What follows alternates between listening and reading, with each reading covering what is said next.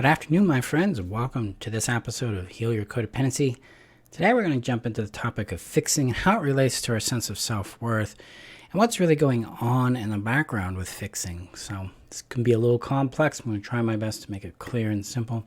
But this directly relates to the Indomitable Worth experience trainings that will be starting here in just about a week. So make sure you get signed up for that so we can dive in and play with this idea of having Indomitable Worth and freeing you from the habit of fixing yourself. So that's where I'm going to be jumping in today. Before we get to that, I need to share this out real quick to the communities. So if you're looking for additional assistance in healing your codependency, come join us in the Heal Your Codependency community. That link is above on Facebook, below on YouTube. And if you're seeking for a deeper dive into freeing your self-worth from the trap of fixing and self-esteem and shame and guilt and all that, come join us in the Indomitable Worth community.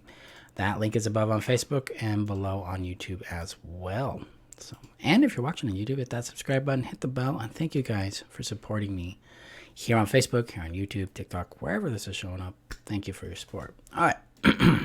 So let me know. Say hi in the comments. Let me know you're here. It's nice to connect with you guys and to share this experience with you. So are you trying to fix yourself so you're worthy? Let me know if that resonates with you, if that's hitting something in your world, because for me, that was most of my life. I grew up in an environment and a culture that suggested that there was something intrinsically wrong with us that we had to fix, that we had to remedy. We had weaknesses and we had trials and we had conditions we had to deal with to prove our worthiness. So this idea of fixing myself was there from the get-go. The first deepest memories I have was I was walking down the street. It was a Sunday afternoon. And there were these beautiful flowers. And I had stopped and I looked at the flower and I smelled the flowers, little rose. And in my mind, I'm like, you know what? I am bad. I am wrong. There's something wrong with me. Then I walked on with my day. I was like 4, 5 years old when this conclusion just was like, there's something wrong with me. And from that point forward, I started to try to fix myself. And that showed up as shaming myself so I wouldn't do the bad thing again, trying to be perfect in my behavior, trying to please others so that they would think I'm worthy, that I'm good enough, being highly obedient and compliant, ignoring my needs. Don't bring up a need because that's going to cause conflict. That's going to upset someone. I turned against myself. The things I liked, the things I wanted, the thoughts and perceptions I had started to take on this ominousness to it. Like, ooh, is that bad? Am I wrong for wanting that or thinking that or feeling that or having this perspective? I began to see myself as intrinsically wrong. And that became my center of value. Oh, I'm bad. So my work here is to become pure, to become righteous, to become worthy. So let me know if you've experienced that in your journey below. In this, the fixing loop started. The fixing habit became the primary tool trying to change myself. So anything somebody else didn't like, that was something we're like, oh, got to fix that. And what that really means is I've got to eliminate it, or I've got to change it into something that makes them happy. That's where the people-pleasing behavior came out. That's where the perfectionist behavior started forming. So fixing ourselves is a core habit in response to this internalized sense of wrongness. Now, it also becomes our identity. Like in my experience, I am bad. I am wrong. I am unworthy. These I am statements are identity statements. And this, makes it really hard to change. Because the body's like, well, if I am this and I change it, then who am I? And that becomes really scary in itself. So we now have ourselves stuck in a loop. I can't change myself because I lose who I am, but I have to change myself or I'm going to get harmed. So now I have this division, this double bind. I'm darned if I do, darned if I don't. I cannot win. And this is how we become frozen in trying to fix ourselves. And then a lot of times we just collapse. We we quit. We give up and we just conclude that we're never going to be worthy. We're never going to be loved for who we are. We're never going to be enough to get what we want in our life. This is traumatic. This is deeply painful, right? And so what we want to do with this, where we want to go with this in the fixing thing, is to first acknowledge that fixing ourselves is actually how we survived a toxic system, a toxic family system or cultural system or both. It was how we concluded we could have some power in moving through this, trying to get some of our needs met and maybe get some happiness or relief or peace from it, some connection, some belonging. Because if I could just be the right person, if I could do it at the right time, then that person will like me or love me. Like, this was really, really prominent in my dating thinking. It's like, well, if I'm the right guy, then the girl I like is going to like me. Rather than, finding out if she likes me just because of who I am. This just comes into this idea of be yourself, right? Well, if I'm myself, then I'm not going to get anything I need because my past experiences show me I'm not going to get it because I'm bad. And what this is doing, this loop here with fixing, is actually revealing our internalized programming. It's showing us how we coped with events that occurred. So when an event occurs, we have a response to it internally. And that internal response is defined by the meaning we give the event. So if like in my experience, the event was this repeating language of I am not worthy, I am bad, I have to fix myself to become worthy. So that is the event. It's this repeating dialogue, this repeating message to me about I'm sinful, there's something wrong with me, and I've got to figure it out and fix it. And then internally, I conclude that I am bad, and now I have to fix myself. That's the meaning, is I am bad. And then the emotions that it invokes are shame, guilt, fear, self-loathing. And that creates an external response or perception. I perceive the world a certain way now, and that perception says, Marshall, when you make a mistake, it's proof that you're a failure. It's proof that you're unworthy. It's proof that there's something wrong with you. When that person doesn't like you, it's proof that you're an ugly, disgusting person. That was another meaning I had concluded about myself. And so now we have this whole belief system created that shapes an identity in ourselves that we think we have to fix. And then we get in there and we try to fix it. Oh, but we never succeed because we're always failing. It never changes.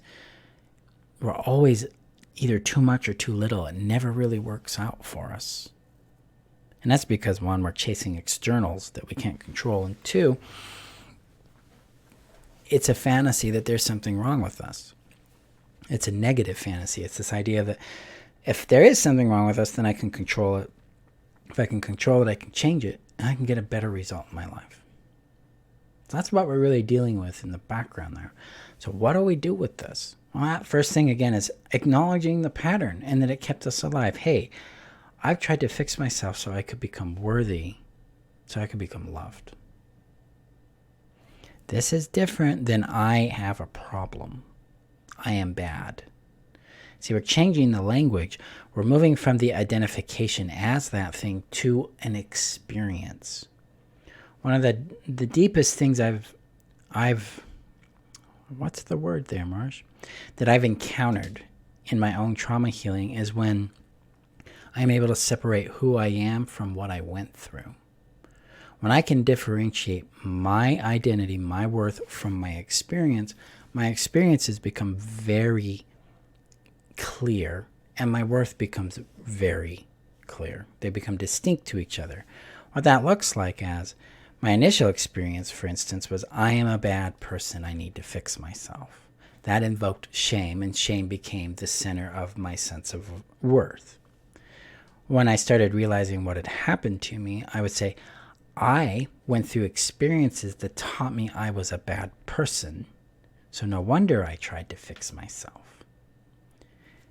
the differentiation, I'm bad, so fix myself, versus I experienced situations that taught me this, thus I fixed myself, tried to fix myself.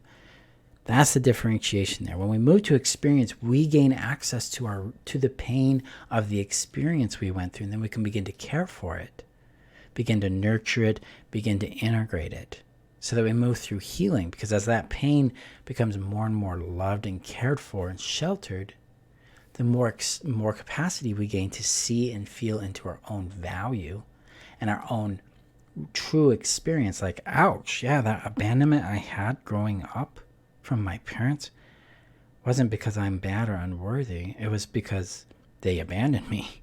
That abandonment happened because of their choices, not because of who I am.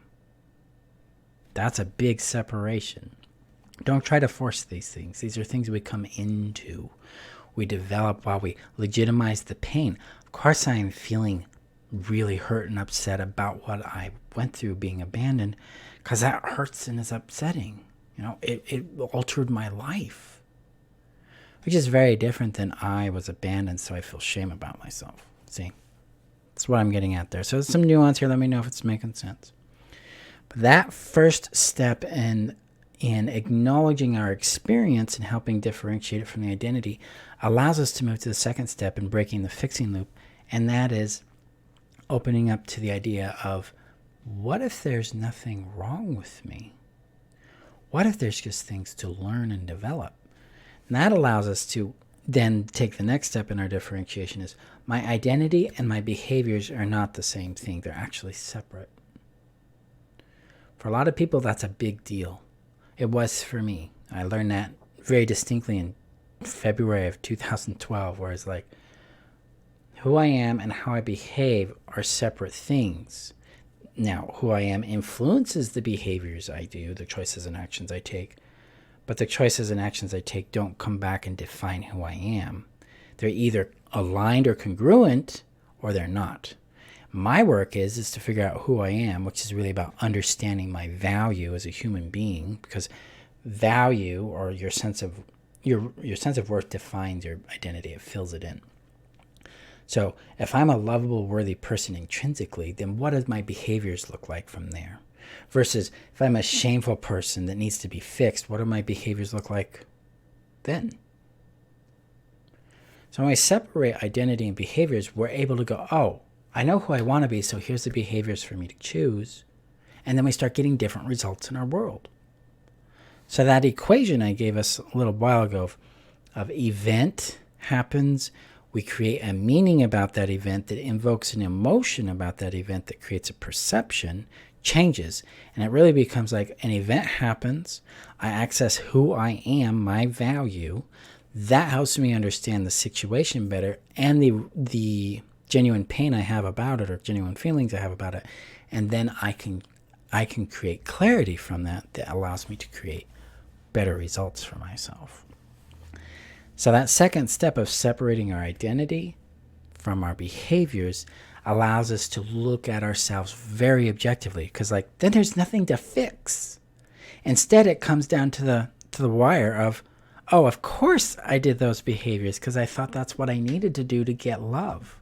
Oh, of course I thought I would be loved when I did those things. That's all I knew at the time. So now our behaviors are no longer a weapon against ourselves. They no longer define ourselves.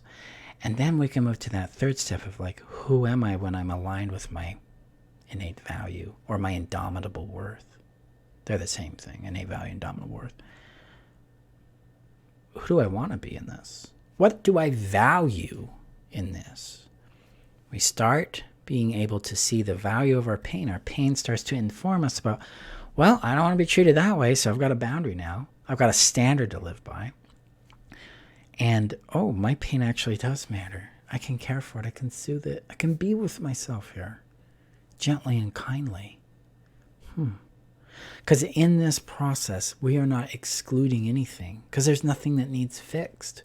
Notice that we're not even judging the fixing loop. The fixing loop makes sense. That's how we survived. That's what we had to do to get down the road. And now we can discover other ways of getting down the road that produce better outcomes for ourselves. So, what are your thoughts on that? Let me know. As for a little homework for you to take away from today, first of all, come join us in the Indomitable Worth experience training. That starts November 14th, and then it's 2 days. So part 1's November 14th, part 2 is November 16th. Come join us for that. It's $25. The link is above on Facebook, below on YouTube. It's on my website at freetheself.com. Join us for that, where we start the step 1 of this process. Step 1 is about possibility and discovery. So I'm going to teach you how you got programmed the way you were, and why we can reprogram it. And then you're going to get the 2 practices that help start that process. So that's the goal for that. You'll be able to exit that understanding why you have the self-esteem you do, why it's not working, and then how to change it. And then you'll have some practices that help you start nurturing that journey. You also have your opportunity to move into the Indomitable Worth experience, or liberation, where we're going to be going deeper on this. Okay. Then the second thing, my friends, I want you to walk away with this question and explore it if it resonates with you. What shifts if I trust just a little bit that I don't have to fix myself to be worthy? What shifts if I trust just a little bit that I don't have to fix myself to be worthy? Let's see what that brings up for you. For me, it's actually bringing up some tears. I don't have to do that anymore. I don't have to be that way anymore. That poor, contorted, painful little boy that tried his best to be a good boy. I don't have to be that. I wonder what I get to be now. Get some exploration there. So play with the question. Let me know what you guys discover in the comments below. Let me know your thoughts on today's video. And again, if you're watching on YouTube, hit that subscribe button. Thank you guys again for your support and for being here. Go gently with yourselves. I'll see you in our next video next week. And I'll also see you online with some writing and whatnot. Okay? Go gently with yourselves. See you soon. Bye-bye.